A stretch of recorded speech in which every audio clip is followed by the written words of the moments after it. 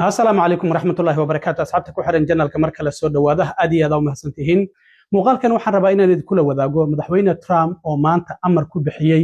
in la joojiyo DV lottery sababta keentay in amarkaasi uu bixiyo madaxweyne Trump maxay tahay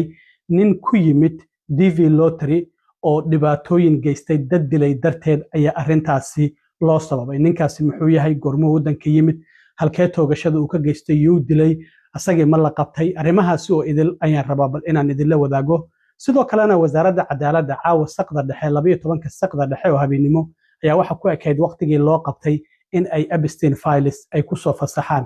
hadda saacad ka hor waxay bilaabeen in ay shaaca ka qaadaan Epstein files wasaaradda cadaaladda website-keeda ayaa qayb waxay ka sameeyeen la yiraahdo Epstein library halkaas oo ay ku soo bandhigayaan dhammaanba faalalka Epstein oo ay gacanta ku hayaan arrimahaasi ayaan idin la wadaagay madaxweyne Trump ayaa waxa uu maanta amar ku bixiyay in gabi ahaanba la joojiyo DV lottery waxaan ognahay Mareykanka waxa ku imaan jiray dadka immigration-ka uu hooseeyo Mareykanka imaada Congress-ka ayaana waxay ansixiyeen sharci la yiraahdo Immigration Act sanadkii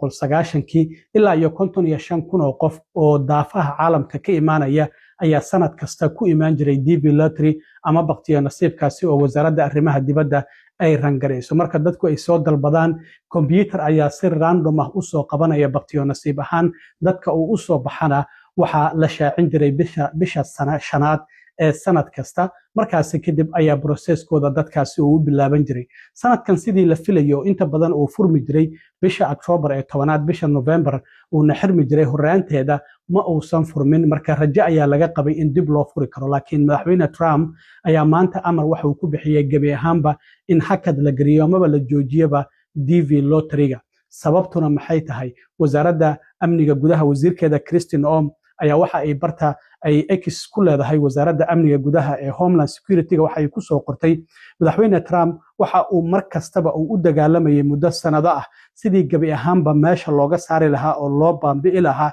DV lottery-ga oo ah mid khatar ah sidaas darteed waxay tiri sanadkii 2017 madaxweyne Trump waxa uu Congress-ka ka dalbaday in gabi ahaanba la joojiyo barnaamijkan kadib markii argagaxiye ka tirsan ISIS oo DV lottery ku guuleystay uu dilay 8 qof kadib markii taraag uu watay oo New York uu ku dhuftay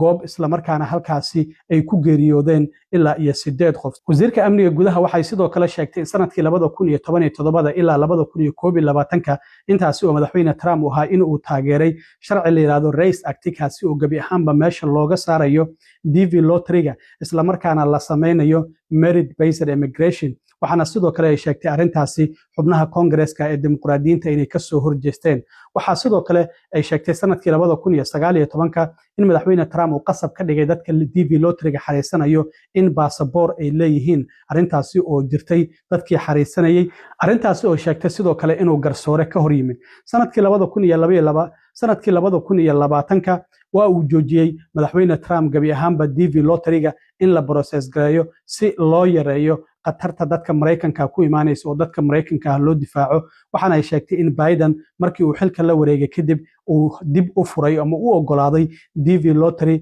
taasi oo markale sababtay in dad fara badan ay ku yimaadaan isla markaana dad badan oo Mareykan ah dad ku yimid DV lottery-gaasi Mareykanka ay dilaan marka sababta keentay hadda DV lottery-ga in madaxweyne Trump uu amro in la joojiyo ayaa waxa ay tahay axadii la soo dhaafay jaamacad la yiraahdo Brown University oo ku taala Providence Rhode Island ayaa waxa jiray nin inuu toogasho ka geystay ninkaasi waxa uu dilay 2 arday 9 kalena waa uu dhaawacay labada arday uu kala dilay gabar cadaan ah oo Ella Cook la yiraahdo iyo wiil muslim ah oo la yiraahdo Muhammad Aziz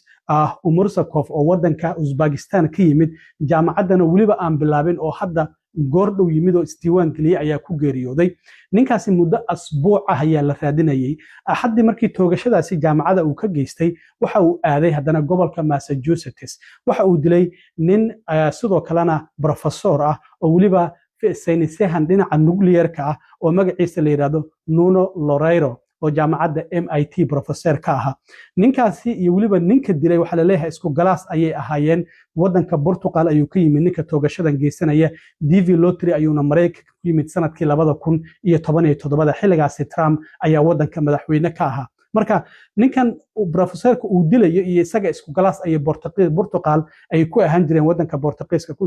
1995 ilaa iyo 2000 marka inay isgaranayeen ayaa loo maleynaya ninkan dilka geysanaya magaciisa waxaa la yiraahdaa Claudio Manuel Leves Valente waa 48 jir waxa la leeyahay bishii la soo dhaafay ayaa gobolka Massachusetts uu tagay waxana uu soo ilaaleystay ninkan professorka gurigiisa jaamacadda xilliga uu yimaado marka gurigiisa hortiisa oo Brookline Massachusetts ku yaala ayaa habeennimadii waxa uu ku dilay isniinta ahayd marka booliska iyo FBI-da gabi ahaanba waxay raadinayeen muxuu yahay xiriirka ka dhaxeeya toogashadan ka dhacday jaamacadda Brown University oo ku taala Providence Rhode Island iyo dilka professorkan ka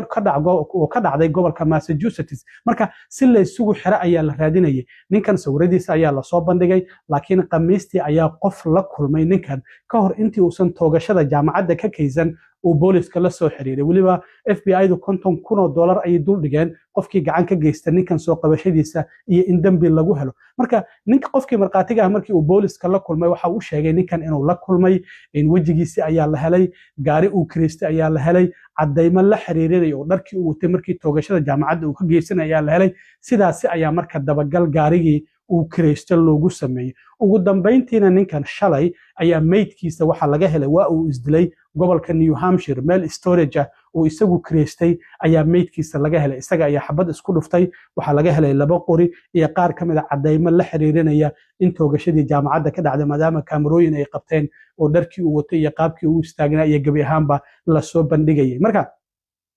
ninkan sidoo kale jaamacadda Brown University waxa uu ka ahaa arday intii u dhaxaysay 2000 ilaa iyo 2001 jaamacadda toogashada uu ka geystay ayuu dhigan jiray marka nin jaamacadda aqoon u leh ayuu ahaa xitaa qaybta toogashada uu ka geystay qayb kaamirooyin ay ku xirnaayeen ma ahayn marka waa garanaya ninkan meelaha la geli karo iyo meelaha aan la geli karin sidaas marka ayaa ninkaasi shalay la ogaaday in uu isdilay isla markaana horey 3 qof ayuu isagu u dilay oo professorku uu ku jiray labadaas arday oo jaamacadda Brown University oo Providence Rhode Island ku taala 9 ardayna waa uu dhaawacay oo qaarkood wali isbitaalka ay ku jiraan 7 kamid oo waliba xaaladoodu ay halis tahay haddaba marka madaxweyne Trump ma joojin karaa DV lottery horey waa uu joojiyay waan ognahay Trump hadda markii uu xilka la wareegay muddadii 12 bilood sharciyo badan oo Congressku ay meel mariyeen oo ay kamid tahay hay'adda USAID ayuu gabi ahaanba baabi'iyay marka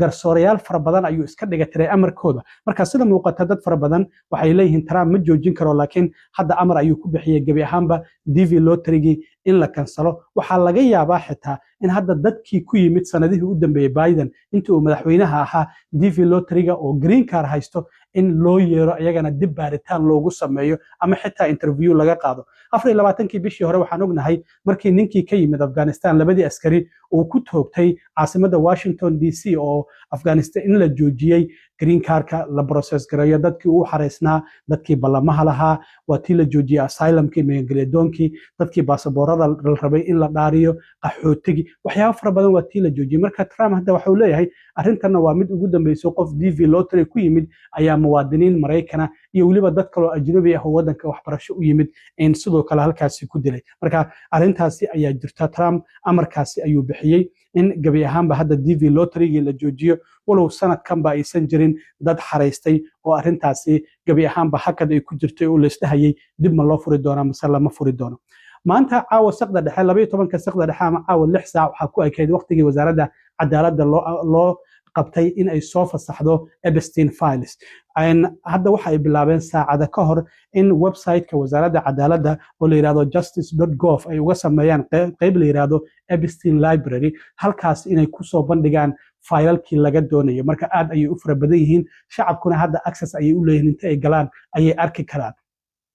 marka sawirro fara badan kuwa horey loo soo bandhigay iyo kuwa cusubba waa la soo bandhigay laakiin contextka ayaa laga reebay maxay yihiin sawirrada qofkii waad aqoonsan kartaa laakiin magacyadii wixii dhan waa laga reebay marka waxa la leeyahay haddii ay sawirrada amaba amarkii madaxweynaha iyo Congressku maadaama sharcigaasi ay meel mariyay haddii wasaaradda cadaaladda ay u hoggaansami wayso xitaa wasiirka cadaaladda waa lagu dacweyn karaa ama dadka kale ee ku lugta leh marka waa ay bilowday wasaaradda cadaaladda inay shaaca ka qaado Epstein files marka saacadaha soo socda iyo maalmaha soo socda waxaa la arki doonaa sawirro kala duwan oo kamid ah kuwii Epstein files oo la doonayay in shaaca laga qaado marka aad ayay u fara badan yihiin shalay waa tii qaar ay xubnaha dimuqraadiyiinta ee ku jira guddiga la xisaabtanka ee Congress-ka ay soo bandhigeen toddobaadyadii u dambeeyeen ay soo bandhigayeen marka gadaal ayaan idinka soo gudbin doonaa haddii ay jiraan sawirro iyo waxyaabo la xiriirinaya Trump in Epstein uu xiriir toos ah la lahaa walow ay jiraanba in la ogyahay labada nin inay xiriir wada lahaayeen laakiin wax Trump ceeb weyn ku ah haddii ay soo baxaan waa la arki doonaa laakiin Trump maadaama uu ogolaaday